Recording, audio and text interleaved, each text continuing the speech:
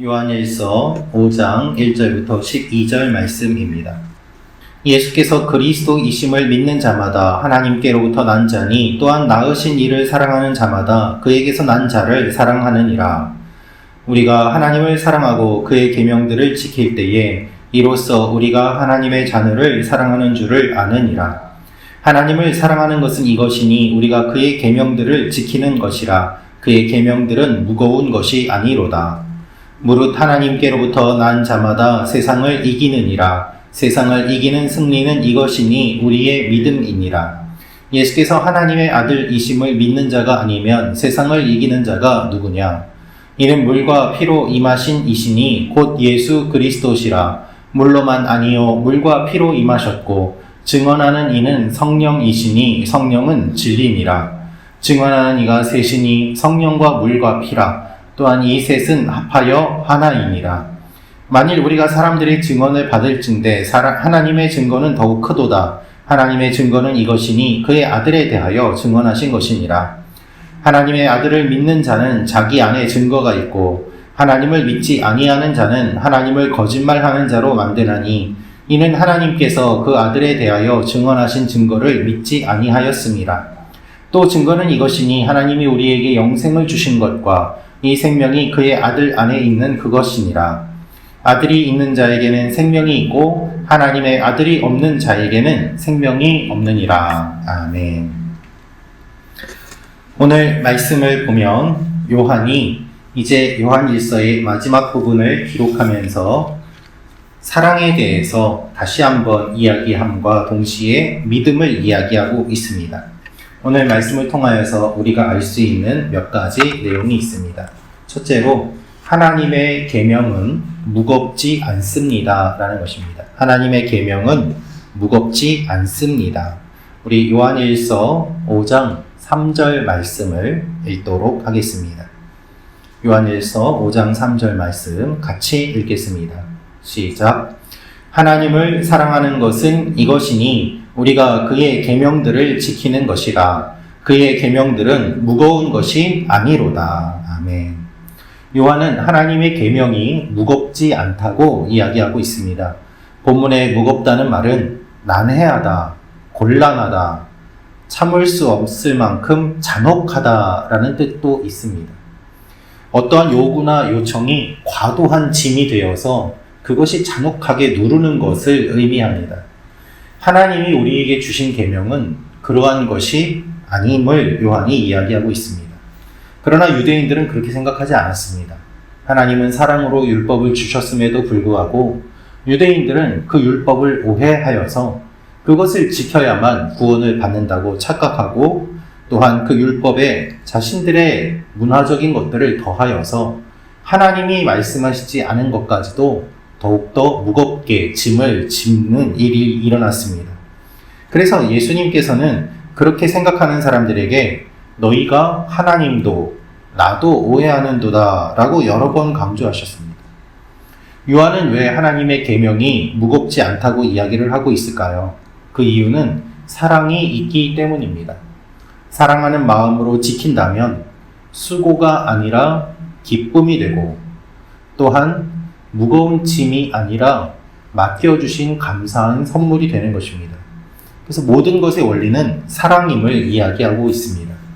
여러분, 교회의 사역과 봉사, 그리고 예배와 기도와 섬김은 모두 사랑을 근거로 하고 있습니다. 내가 어떤 것을 할 때 그것이 무겁게 느껴진다면 내 안에 사랑이 있는지를 확인할 필요가 있습니다. 하나님은 우리에게 무거운 짐을 지게 하시는 분이 아닙니다. 하나님은 우리에게 사랑을 주시는 분입니다. 많은 분들이 교회 봉사와 섬김과 주일학교 교사로 섬겨주시면서 힘들어 하신다는 이야기들이 여러 곳에서 들려오고 또한 예전부터 한국교회에는 그런 이야기들이 있었습니다.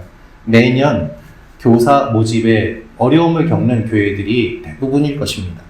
그러나 그 원인을 살펴보면 이와 같은 분석이 나옵니다. 육체적으로 힘든 것이 아니라 그 봉사의 의미를 잘 찾지 못하기 때문이다 라는 것입니다. 내가 섬기는 것의 의미와 목적을 제대로 모르기 때문에 힘들어하는 부분이 있음을 기억하고 그것에 대한 부분을 교회가 알아주고 터치해야 된다는 분석들입니다. 모든 것이 그렇습니다. 사랑이 아니면 무겁게 느껴집니다. 그러나 사랑이면 예수님이 십자가를 지신 것처럼 어떤 것도 무겁게 느껴지지 않게 됨을 요한이 원리로 이야기하고 있습니다. 이 아침에 다시 한번 하나님 앞에 하나님의 사랑을 경험하는 여러분과 제가 되기를 원합니다. 두 번째로 알 수 있는 것은 우리는 믿음으로 세상을 이깁니다. 우리는 믿음으로 세상을 이깁니다. 4절, 5절 말씀 같이 읽겠습니다. 시작. 무릇 하나님께로부터 난 자마다 세상을 이기느니라. 세상을 이기는 승리는 이것이니 우리의 믿음이니라. 예수께서 하나님의 아들이심을 믿는 자가 아니면 세상을 이기는 자가 누구냐. 아멘. 여러분, 우리의 믿음은요, 단순한 확신이 아닙니다. 내가 믿는다고 해서 믿어지는 것도 아닙니다. 우리가 하나님을 믿는다는 것은 세속적인 질서를 넘어서서 하나님의 신적인 생명에 참여하는 것입니다. 세상의 법칙을 뛰어넘어 하나님의 법칙으로 살아가는 것입니다. 이것이 승리하는 것임을 요한이 말하고 있고, 이렇게 살아가는 삶이 믿음으로 승리하는 삶임을 이야기합니다. 요한은 요한계시록도 쓴 사람입니다. 그는 많은 핍박과 박해 속에서 감옥에 갇혔고, 그 감옥 속에서 환상을 보고 요한계시록을 기록하였습니다. 요한계시록은 무서운 환상이 많이 등장합니다. 요한일서에서 사랑을 이렇게 이야기한 요한이 무서운 요한계시록을 쓴 이유는 마지막 심판이 무섭게 임한다고 하더라도 주님을 믿는 백성들이 그것을 뛰어넘는 최종 승리를 맛보는 존재임을 그가 알기 때문입니다. 많은 환난과 핍박과 박해가 있어도 하나님의 백성들이 믿음을 잃지 않으면 세상을 이기는 승리자가 됨을 요한은 잘 알고 있습니다. 그래서 그의 이 가르침이 요한일서를 통해서 그리고 요한계시록에게까지 연결되어 있는 것입니다. 우리는 믿음으로 이 세상을 이기는 존재입니다. 우리의 힘으로는 이길 수 없습니다. 주님이 세상을 이기셨기 때문에 주님을 믿는 백성들도 세상을 이길 수 있음을 믿고 나아가야 됩니다. 오늘도 우리가 믿음으로 어려움을 이겨내며 승리하는 존재임을 기억하는 여러분과 제가 되기를 원합니다. 세상에서 너희가 환난을 당하나 담대하라. 내가 세상을 이기었노라 하신 주님의 말씀을 기억하며 오늘도 주님과 승리하시기를 바랍니다. 마지막으로 알 수 있는 것은 예수님 안에서 영생을 얻습니다 라는 것입니다. 예수님 안에서 영생을 얻습니다. 우리 11절, 12절 말씀을 같이 읽어보겠습니다. 시작. 또 증거는 이것이니 하나님이 우리에게 영생을 주신 것과 이 생명이 그의 아들 안에 있는 그것이니라. 아들이 있는 자에게는 생명이 있고 생명이 없느니라. 아멘. 하나님은 믿는 자들에게 증거를 주시는데요. 요한은 그 증거를 두 가지로 설명합니다. 첫째로 하나님이 주신 영생이 그 증거입니다.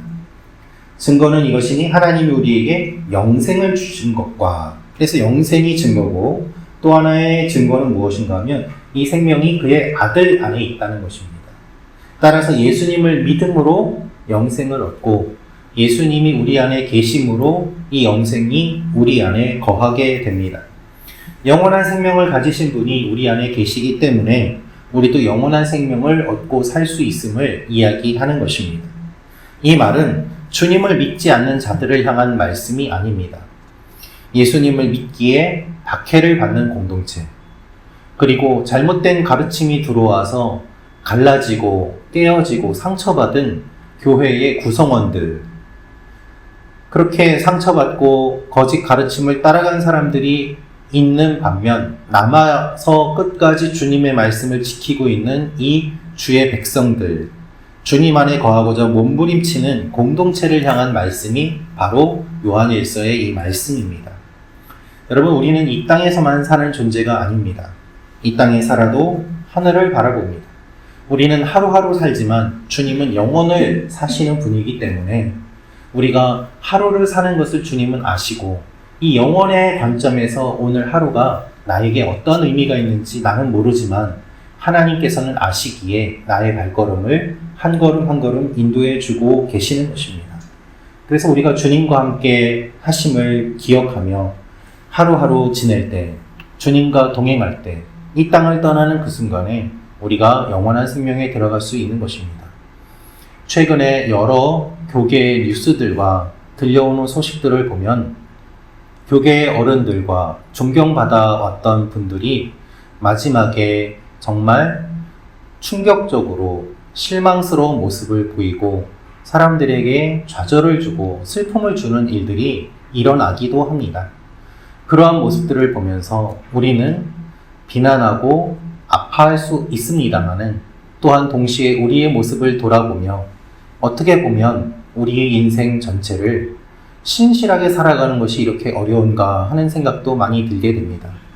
그래서 하루하루 하나님 앞에 나아가지 않으면 우리는 누구라도 넘어질 수밖에 없는 것이죠. 오늘도 이 아침에 나와서 기도하며 하나님 앞에 나아가시는 여러분을 하나님께서 기억하시고 축복해 주실 줄로 믿습니다. 기도하겠습니다. 참 좋으신 아버지 하나님, 우리의 삶에 사랑이 없으면 힘들어짐을 주님이 말씀해 주셨습니다. 하나님, 내 삶이 힘들고 어려운 이유를 잘 분별하게 하시고 하나님의 사랑으로 채워지는 오늘 하루가 되게 하여 주옵소서. 하나님, 우리를 불쌍히 여겨 주시고 지켜 주셔서 이 세상을 이기는 사람으로 살아가게 하시고 날마다 넘어지고 쓰러지지만 그럼에도 불구하고 붙잡아 주시는 하나님의 손길로 다시 한번 믿음의 길을 걸어가는 하나님의 사람들이 되게 도와 주시옵소서. 하나님, 특별히 오늘도 우리 교회에 몸이 연약한 분들을 위하여 기도합니다. 추워지는 날씨 가운데 건강 잃지 않도록 하나님께서 강건하게 하여 주시고 몸이 아픈 분들 주님께서 눈동자같이 돌보아 주셔서 이전보다 더욱더 건강해진 모습으로 하나님 앞에 나와 예배 드릴 수 있도록 주여 인도하여 주옵소서. 마음이 아픈 분들 주님께서 어루만져 주시고 세상이 알 수 없는 주님의 위로가 풍성히 임하는 일들이 일어나게 하여 주옵소서. 원근 각지에 있는 우리 교회 성도님들 하나님이 지켜주셔서 동일한 은혜를 허락하여 주시고 특별히 열방을 향하여 우리 교회 성도님들이 많이 흩어져 있습니다.